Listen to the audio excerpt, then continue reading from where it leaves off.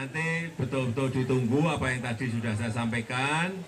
Dan kita berdoa bersama, moga-moga nanti yang Januari, Februari, Maret itu bisa segera nanti dikirim lagi ke ibu-ibu semuanya. Dan berikutnya kalau ada lagi, ya kita akan berusaha agar ibu juga tetap dikirim 10 kilo per. Sebagai bagian dari kunjungan kerjanya ke Bulog di Kota Palembang, Presiden Republik Indonesia memberikan 2 sepeda kepada 2 emak-emak yang berhasil menjawab pertanyaan Presiden Joko Widodo dengan tepat.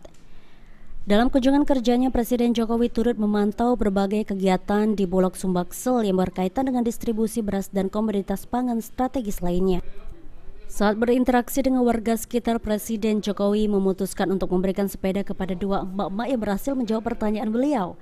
Pertanyaan yang diajukan oleh Presiden Jokowi ialah menyebutkan 5 nama-nama ikan dan membacakan teks Pancasila dengan benar.